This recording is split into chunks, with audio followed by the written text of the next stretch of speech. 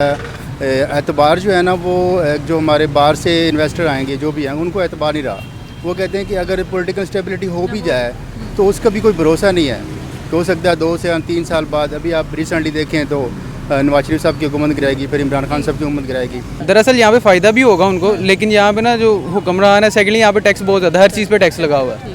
ठीक है, तो जो टैक्स होगा, जो प्रॉफिट होगा, आधा टैक्स उनको भी पे करना पड़ता है। जाहिर सी बात है, उन्होंने करना है, इधर उनको भी टैक्स पे करना पड़ेगा। उसके बाद जब यहाँ से जब उनको फ़ायदा होगा, जब इन पे वगैरह करनी पड़ेगी इन लोगों को यहाँ पे, तो वो इशू होगा, उनको इतना प्रॉफिट नहीं होगा। और सेकेंडली जैसे आप कह रही हैं इंडिया में। अस्सलाम वालेकुम नाज़रीन, हम आवाज़ के साथ मैं हूं आपकी होस्ट आयशा मदीन। नाज़रीन, अशवानी वैष्णव का कहना है कि सेमीकंडक्टर के हवाले से जो है इंडिया 3 या 4 सालों में जो है टोटली हब बनने जा रहा है।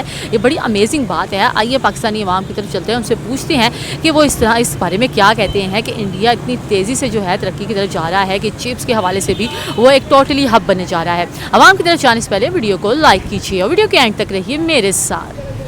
इसमें काफ़ी जो है ना मेरे लिहाज से 2-3 फैक्ट जो है ना मुझे जो समझ आती है। उसमें सबसे मेन फैक्टर जो है ये कि हमारी जो तालीम है, तालीमी निज़ाम को बहुत ख़राब कर दिया गया है। यानी कि उसको सरकारी जो हमारे इदारे हैं उनको ख़त्म ही कर दिया गया, प्राइवेट को जो है ना वो प्रमोट कर रहे हैं। और दूसरा फैक्टर ये है कि स्टेबिलिटी नहीं है हमारी पॉलिटिकल, जिस वजह से ये बहुत बड़ा आंसर है। इसको देखा गया है कि आप बाहर भी जाएँ तो बाहर के ममालिक हमें इसी चीज़ पे जोर देते हैं कि आप अपनी पॉलिटिकल स्टेबिलिटी लेकर आएँ, तो उस सूरत में जो है ना आप इन्वेस्टर भी आएंगे तो एतमाद बहाल होता है। इस वजह से ये तमाम चीज़ें। और इसके अलावा एक और जो ये चीज़ है कि एतबार जो है ना वो जो हमारे बाहर से इन्वेस्टर आएंगे जो भी हैं उनको एतबार नहीं रहा। वो कहते हैं कि अगर पॉलिटिकल स्टेबिलिटी हो भी जाए तो उसका भी कोई भरोसा नहीं है। तो हो सकता है 2 से 3 साल बाद, अभी आप रिसेंटली देखें तो नवाज शरीफ साहब की हुकूमत गिराएगी, फिर इमरान खान साहब की हुकूमत गिराएगी।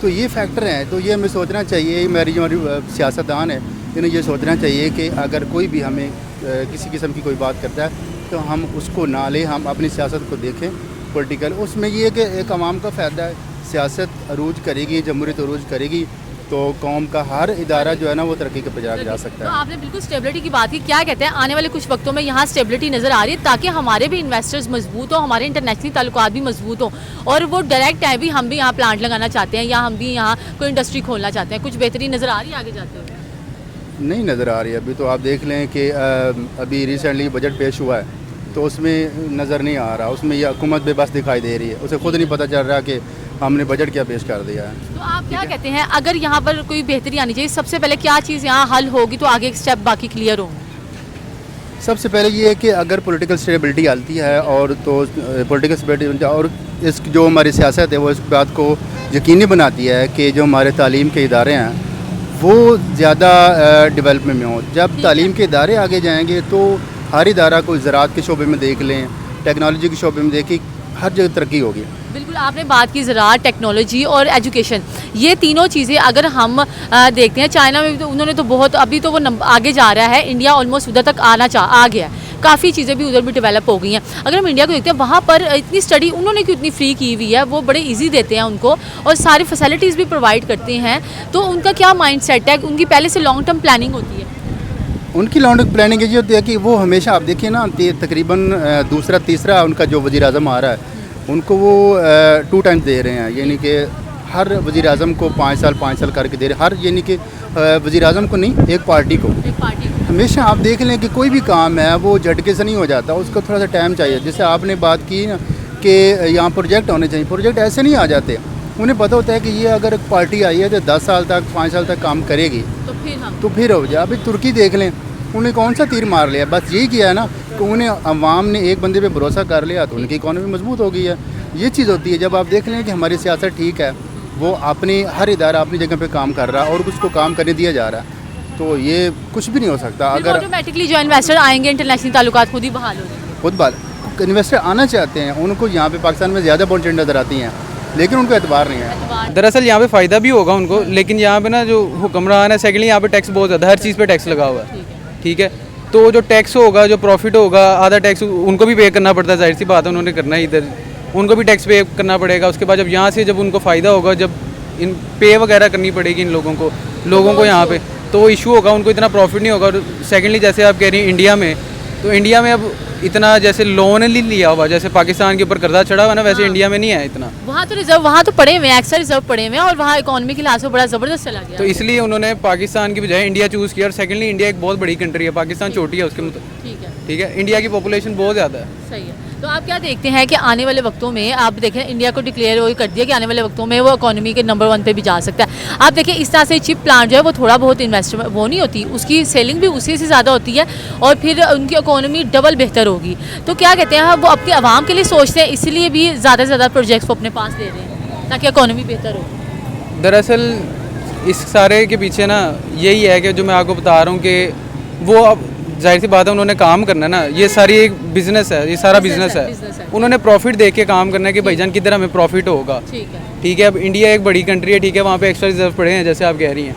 अब जाहिर सी बात है वो उस जगह इन्वेस्ट करना पसंद करेंगे ना, कि ना कि उस जगह के जहाँ पे भाईजान वो मुल्क पहले से कर्जे में डूबा हुआ है। ठीक है, जहाँ पे उनको इतना प्रॉफिट नहीं बचना, इस वजह से वो इंडिया में जो भी है सेकंड पाकिस्तान को इतना प्रेफर नहीं कर रहे। बिल्कुल, आप ही देखें जो चिप प्लांट वहाँ की अगर हम बात करें, चिप प्लांट में जो है और हम यहाँ पर भी जो काफ़ी ऐसे स्टूडेंट्स हैं, बहुत लायक और काबिल स्टूडेंट हैं, इंजीनियर्स हैं जो इस पे काम कर सकते हैं। ठीक है, यहाँ पर क्यों मौका नहीं दिया जाता, फिर वो बैठ जाते हैं? अच्छा, यहाँ पे ये होता है कि जो पढ़ लिख जाता है ना अच्छा सा, पाकिस्तान में ना चल ही ये रहा है कि उसको इतने ना प्रोवाइड ही नहीं करते, इतना मतलब इतना पे नहीं करते, या इतना उसको मतलब इतनी फैसिलिटीज़ नहीं देते उसको कि वो यहाँ पे काम करे। ठीक है, जो पढ़ लिख जाता है उसको बाहर से ऑफ़र आती है, वो बाहर चला जाता है, जो सीधी बात है। इसलिए वो बाहर जो काम कर रहे हैं ना, बाहर जो बड़े बड़े इंजीनियर्स हैं, डॉक्टर्स हैं, वो क्या है, सारे पाकिस्तानी मुसलमान हैं।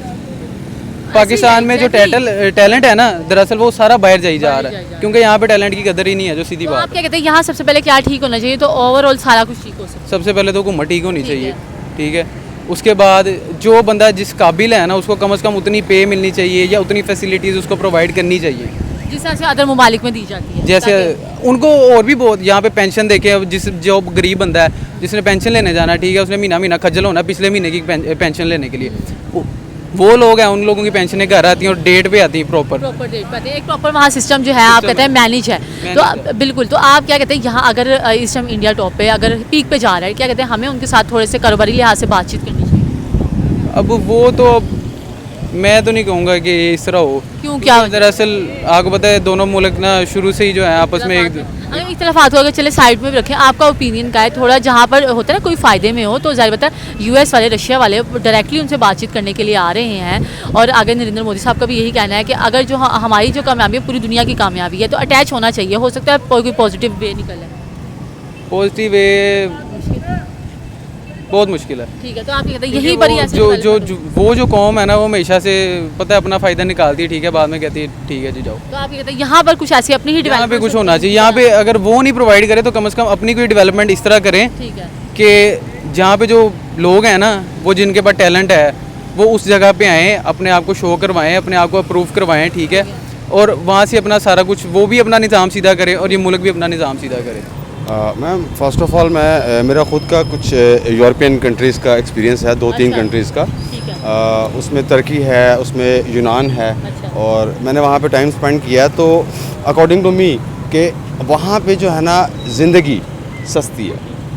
किस लिहाज से क्या उधर होता है? ज़्यादा इंडिया में भी हम देख रहे हैं, वो कह रहे हैं वो तो उधर सस्ती चीज़ें, गाड़ियाँ तक सस्ती, तो क्या चीज़ होती है सस्ता होने के लिए पीछे क्या चीज़ है? यहाँ तो हर चीज़ महंगी पे महंगी होती जा रही है। जी मैम, फ़र्स्ट ऑफ़ ऑल जैसे कि हमारा पेट्रोल है, कई कंट्रीज से सस्ता पेट्रोल भी बिक रहा है, लेकिन हमारे अवाम के लिए वो महंगा है। और उसकी रीज़न ये है कि हमारा जो इकॉनमी है, ठीक है, वो बहुत ज़्यादा जो है कमज़ोर है।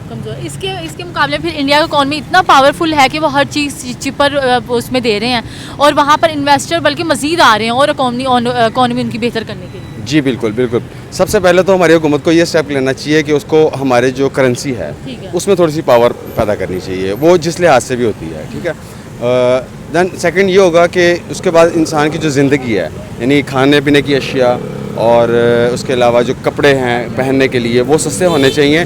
मज़ीद एक लास्ट जो है वो ये कि तनख्वाह, जो मंथली हमें तनख्वाहें मिलती हैं, उसके लिए उस पर थोड़ा सा गौर करना चाहिए। ठीक है सर, अगर देखें आप, ये मैंने आपको बताया कि वैष्णव सर जो है वो ये कह रहे हैं कि हम ये पूरा एक हब बन सकता है, चिप प्लांट जो है पूरा एक हब वहाँ इंडिया प्रॉपर बन सकता है। तो क्या कहते हैं, वहाँ पर उनको फ़ायदा हुआ है, इसलिए वहाँ पर उन्होंने शिफ्ट किया, इन्वेस्टर भी डायरेक्टली इसलिए वहाँ जा रहे हैं कि उनको फ़ायदा होगा। जी जी बिल्कुल, बिकॉज उनकी आबादी बहुत ज़्यादा है, ठीक है, और शायद यही वजह है कि इन्वेस्टर ज़्यादातर वहाँ पे जा रहे हैं, ठीक है। और हमारी आबादी के लिहाज से अगर देखा जाए तो हम तो इंडिया का तीसरा हिस्सा भी नहीं है ना। तो अगर हम तरक्की के लिहाज से भी देखें, तरक्की के लिहाज से दोनों में आप क्या डिफरेंस देखते हैं? तरक्की के लिहाज से मैं ये डिफरेंस देखता हूँ कि इंडिया जो है दिन ब दिन मज़ीद सॉफ्टवेयर के लिहाज से कंपनीज उनकी बहुत अच्छा काम कर रही हैं, बहुत अच्छी एफर्ट है उनकी। और उसके अलावा जो वहाँ के स्टडी है, उनकी स्टडी में थोड़ा सा इम्प्रूवमेंट आ रहा है। हमारे पाकिस्तान में कुछ ऐसा है कि बिजनेसमैन लोग हैं जिसके पास हैं पैसे, वो तो बड़ा बिजनेस कर रहा है, लेकिन जो मिडिल तबका है, जो हम जैसे सेल्समैन है, या उनकी कोई ज़िंदगी नहीं है। तो क्या कहते हैं यहाँ पर सबसे पहले क्या ठीक हो सकता है? तो जो हमारे इन्वेस्टर्स के साथ और ताल्लुकात अच्छे हों, थोड़े हमारे इंटरनेशनली ताल्लुकात अच्छे हों, यहाँ क्या चीज़ बेहतर होनी चाहिए? जी मैम, सबसे पहले तो यहाँ पे पैसे कमाने के जो है ना ज़रा उसको उसकी तरफ गौर करना चाहिए। बड़ी फैक्ट्रीज खोलनी चाहिए और लोगों को रोज़गार मिलना चाहिए। प्लस रोज़गार में ये है कि कम से कम जो है ना इतनी तनख्वाह मिलनी चाहिए जिसमें इंसान अपना गुजारा कर सके, ठीक है जी। बस मतलब ये कि आवाम को फैसिलिटीज़ देनी चाहिए। क्या कहते हैं, इंडिया जो अपने आवाम को फैसिलिटीज़ करता है प्रॉपर तरीके से, अब तक जो सर्वे आया है वहाँ पर गरीबी भी कम हो रही है और जॉब्स के जो है मौके भी बढ़ रहे हैं। जी बिल्कुल, इसमें इन्वेस्टर्स का है, इसमें इन्वेस्टर्स का हाथ है। और हमारे इन्वेस्टर से भी मैं अपील करूंगा कि जो लोग हमारे भाई जो साहिब हैसियत हैं, जो लोग बाहर जाके इन्वेस्ट करते हैं, बाहर कंपनीज खोलते हैं, अपने पैसे बाहर के कंट्रीज़ में रखते हैं, अपने पैसे इस मुल्क में लगाएं, अपने मुल्क में लगाएं, ताकि हमारी गवर्नमेंट को फ़ायदा हो। और ज़ाहिर बात है, गवर्नमेंट को फ़ायदा होगा तो ही आवाम को कुछ रिलीफ मिलेगा, ठीक है जी। तो ये अपील है इनसे, हमारे इन्वेस्टर से, कि अपनी कंट्री को प्रेफर करें। जी नाज़रीन, हम पाकिस्तानी आवाम की तरफ गए और उनसे पूछा कि चिप के हवाले से जो है, सेमीकंडक्टर के हवाले से इंडिया जो है आगे 3-4 सालों में जो है टोटली हब बनने जा रहा है, उसके बारे में आप क्या कहेंगे? तो आवाम का यही कहना था, सबसे पहले जो है हर एक का देखना चाहिए कि वहाँ पर किस लिहाज से तरक्की हो रही है, इकॉनमी के लिहाज से भी बातचीत की जाती है, और सबसे पहले जो है एजुकेशन सिस्टम के हवाले से। यहाँ पर भी बहुत से ऐसे लोग हैं जो इस फील्ड में काम कर सकते हैं, लेकिन यहाँ पर उनको सही फैसिलिटीज़ भी नहीं दी जाती, फिर वो यहाँ से छोड़ के बाहर चले जाते हैं। इंडिया में ये सिस्टम है कि वहाँ के हर एक स्टूडेंट को भी जो है प्रॉपर बताया जाता है। अगर वो इस चिप में, सेमीकंडक्टर में जो लोग काम भी कर रहे हैं, उनको प्रॉपर तरीके से गाइड किया जा रहा है ताकि वो मज़ीद आगे बढ़े। तो इस लिहाज से जो है वो एक टोटली हब बन सकता है। इस तरह की मज़ीद वीडियोज़ को देखने के लिए हमारा चैनल ज़रूर सब्सक्राइब कीजिए। अल्लाह हाफिज़।